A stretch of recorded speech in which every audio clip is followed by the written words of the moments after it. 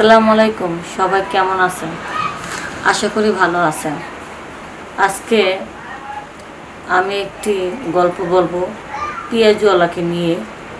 এবং পেঁয়াজওয়ালার সাথে আমার একটি ঘটনা ঘটেছে, সেই ঘটনাটাই আজকে আপনাদেরকে খুলে বলবো।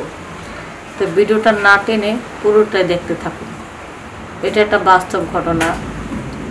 এখন আমাদের ওই গ্রামে কয়েকদিনের জন্য মেলা বসছে। তো মেলার ভিতরে অনেক ধরনের খাবার দাবার বসে, তারপরে বিভিন্ন নাগরদোলা, বিভিন্ন ঘোড়ার খেলা, বিভিন্ন ধরনের খেলাধুলো বসেছে। তা আমার একটু শখ লাগলো যে আমি তো ছোটোবেলায় মেলা গেছি বাবা মার সাথে, অনেক বছর ধরে মেলা ঘুরতে যাওয়া হয় না। তো অনেকের মুখের থেকে শুনলাম যে মেলাটা নাকি খুব সুন্দর, একটু বড় সড়ো বসছে, ওখানে ভালো কিছু আয়োজন করেছে, যে একটু ঘোরাফেরা করে আসি। কারণ গ্রাম অঞ্চলে তো তেমন একটা পার্ক নাই যে ঘুরতে যাব, মেলা টেলা হলে আর কি যাওয়া হয় আমার। পরে গেলাম, দেখি এক দোকানে খুব ভিড়। মানে ভিড় কিসের, যা দেখি ওটা পেঁয়াজু দোকান। এখন ওই পেঁয়াজু দোকানদারের কাছে আর কি খুব ভিড় পড়তেছে। তো পেঁয়াজু এক সাইডে বানাইতেছে, আর এক সাইডে আর কি যে দোকানদার বিক্রি করতেছে। দোকানদারের কাছে খুব ভিড়। এখন পেঁয়াজু নিচ্ছে সবাই, এটা নাকি খুব স্বাদের পেঁয়াজু। এখন পেঁয়াজু নেয়ার পরে নিয়ে সাথে সাথে চলে যায়। কিন্তু এটা স্বাদের পেঁয়াজু দেখে সবাই কিনে কিনে খায়। তা আমার একটু খাইতে ইচ্ছা করলো। তো আমি ওখানে দাঁড়া পেঁয়াজু নিলাম এক পা, নিয়ে প্যাকেটে করলাম। প্যাকেট করার পরে এখন যা ধরছি, এর মধ্যে আমার নজরটা যে পেঁয়াজুটা বানায় ওই লোকটার দিকে একটু নজর পড়ে গেল। এখন যেভাবে চালু করে হাত দিয়ে নাড়াচাড়া করে পেঁয়াজু বানাচ্ছে, আর সেই যেভাবে একটু উপরে উপরে বসার পরে ওই লুঙ্গিটা এমনভাবে গুচ্ছে আর কি একটু বের হয়ে আসছিল, ওখান দিয়ে একটু বের হয়ে আসে জিনিসটা। তো ওটা দেখার পরে আমার একটু ভালোই লাগলো। দেখি অনেক মেয়েরা ছেলেরা পেঁয়াজু কিনে কিনে চুপ করে চলে যায়, কোনো কথা বলে না। কিন্তু আমি যখন যেহেতু পেঁয়াজওয়ালা ওটা দেখে ফেলেছি, আমার তো আর চলে যেতে মন চায় না। এখন কি করি, পেঁয়াজু যেটা নিলাম সেটা প্যাকেট খোলার পরে বললাম যে এতটুকুতে আমার হয় কিনা সেটা জানি না, যদি আর একটু লাগে তাই একটু এখানে দাঁড়ায় খাবো। আসলে মূল উদ্দেশ্য ওটা যে দেখতে পারতেছি না, আমার খুব ভালো লাগতেছে। খানি কি যে বলবো, এটা খুবই সুন্দর, অসাধারণ একটা জিনিস, ওটার কোনো তুলনাই হয় না। আমার কাছে মনে হলো ঘোরার মতন এক কথায় আর কি। তা কীভাবে যে একটা যত্ন করে রাখে বুঝতে পারছি না, কিন্তু যতই দেখি ততই ভালো লাগে। নিচের কাপড় নিচে পড়ে আছে, উপরে কাপড় উপরে আছে, পেঁয়াজওয়ালা জানেই না। অথচ এদিক দিয়ে যে নিচের কাপড় নিচে পড়ে আছে আর উপরের কাপড় উপরে পড়ে আছে, পেঁয়াজওয়ালা তো বুঝতেই পারে নাই যে তার দারুণটা বের হয়ে আছে। সে তারভাবে পেঁয়াজু বানাচ্ছে আর দিচ্ছে, খাচ্ছে মানুষ দেখছে আর হাঁটতে হাঁটতে চলে যাচ্ছে। আর কিছু কিছু মেয়েরা তো লজ্জা বলতে পারছে না, দেখে নিজেরই লজ্জা পেয়ে চলে যাচ্ছে। এখন আমি তো আর চলে যাইনি, কারণ যেই লজ্জা পাক না কেন আমার কাছে খুবই ভালো লাগছে। তাই ভাবলাম কিছুক্ষণ দাঁড়া পেঁয়াজু খাই আর ওটাকে আমি একটু দেখতে থাকি। পরে এক পা পেঁয়াজু নিলাম প্রথম। পেঁয়াজুর সাথে আবার ওই যে জিলাপি বিক্রি করে।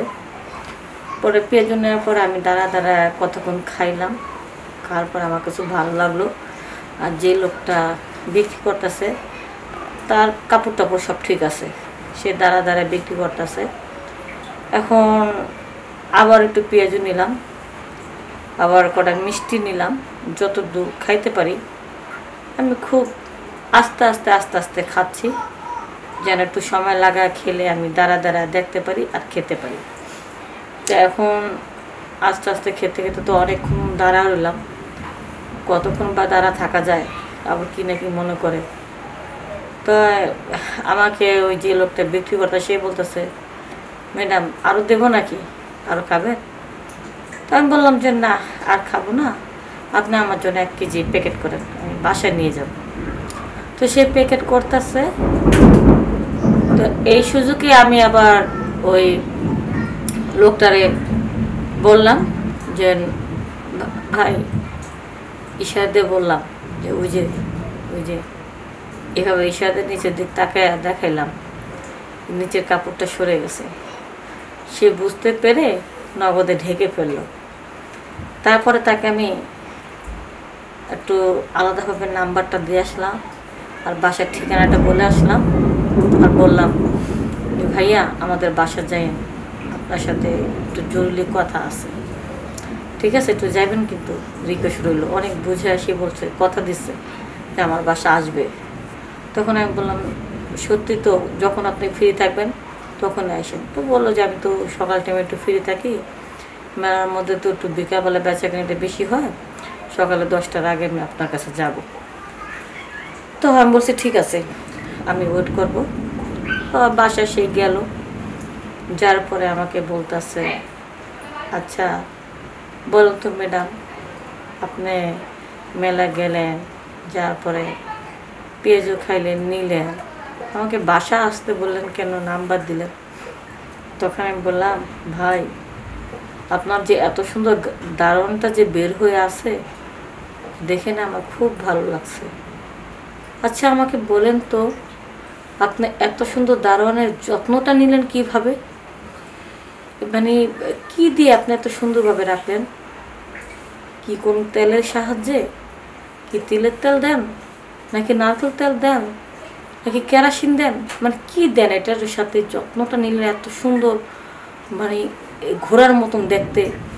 আমার কাছে খুব ভালো লাগছে ভাই। কয় আপনি এটা বলার জন্য আমাকে আনছেন?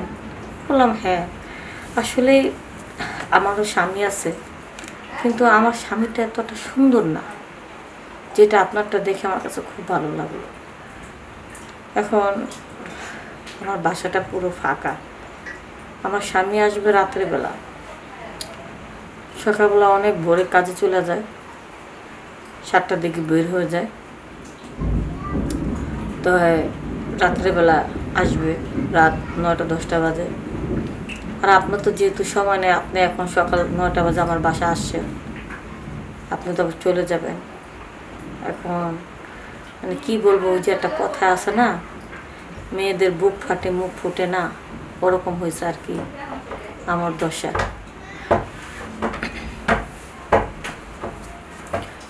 তো আমার করতে অনেক ইচ্ছা করতেছে, আপনারটা আমার খুব ভালো লাগছে। এখন আপনি যদি একটু আমার সুখ দিতেন, সময় দিতেন, তাহলে ভালো হতো। পরে লোকটা বললো আপনি কি বলছেন, সময় দেবো না মানে? আপনার মতন এত সুন্দরী একটা মেয়ে আমার কাছে আবদার করছে, আর আমি খুশি করাবো না, তা কি হয়?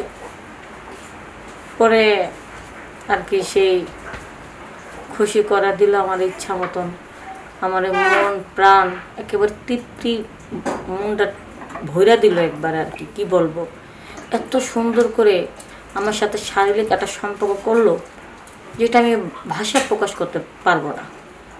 পরে সে অনেক খুশি হয়েছে, আমি অনেক খুশি হয়েছি। পরে আমাকে বলতেছে ম্যাডাম, আপনার যখন মন চায় আপনি তখন ওই মেলাতে যাবেন, আপনার 1 টাকাও দেওয়া লাগবে না, যত ইচ্ছা জিলাপি খাবেন, যত ইচ্ছা পেঁয়াজু খাবেন, এবং আমাদের ওই মেলার ভিতরে যে খাবারটাই খাবেন না কেন আপনার টাকা দেওয়া লাগবে না। আর ওই যে নাগরদোলা আছে, ঘোড়া দৌড় আছে, চরকি আছে, সব খেলাতেই আপনি উঠবেন, ট্রেন আছে ওটির ভিতরে উঠবেন, আবার নৌকা খেলা আছে, সবটাতে উঠবেন, আপনার কোনো টাকা দেওয়া লাগবে না। আর মেলা তো 1 লাগায় 15 দিন হয়, এই 15 দিন আমি যতক্ষণ মেলার মধ্যে থাকবো, এতক্ষণ যখন আপনার সাহেব বের হয়ে যাবে তখন আমাকে জানা দেবেন, আমি ওই সময়টা এসে আপনাকে খুশি করাবো। তো এইভাবে পেঁয়াজওয়ালা আমার খুব 15 দিন ইচ্ছা মতন শারীরিক দিক দিয়ে সুখ দিছে, আমার কাছে খুব ভালো লাগছে। তো যাই হোক, আমি আমার স্বামীকে ঠকিয়ে পেঁয়াজওয়ালাকে দেখে আমি ঠিক থাকতে পারলাম না, তার সাথে যে রোমান্টিক করেছি, প্রেম করেছি, সেটা কিন্তু আবার আপনারা করবেন না। কারণ আমি ভুলবশত করে ফেলেছি। আপনারা কিন্তু আবার ভুল করে স্বামীকে বাদ দিয়ে অন্যজনের সাথে কিন্তু আবার পরকীয়া করেন না, কারণ এটা সংসারে অশান্তি। তা আমার স্বামী তো বুঝতেই পারেনি যে আমি দিনের পর দিন তাকে ঠকাইছি। তো নিজেকে বিবেকে একটা বাধা দিল যে না, আমি যেই কাজটা করেছি সেটা ভুল করতেছি, এটা ঠিক হয়নি। তো বন্ধুরা, আমি যেহেতু ভুল কাজ থেকে নিজেকে শুধরাই নিছি, আপনারা যদি এরকম ছোটোখাটো বিষয় যদি ভুল করে থাকেন, নিজেকে শুধরাই ফেলেন এবং ঘরের স্বামীকে বুঝতে দেবেন না আপনি ভুল করে ফেলেছেন। বুঝতে দেওয়ার আগে নিজেকে ভালো পথে নিয়ে আসুন। সবাই ভালো থাকবেন, সুস্থ থাকবেন। আসসালামু আলাইকুম।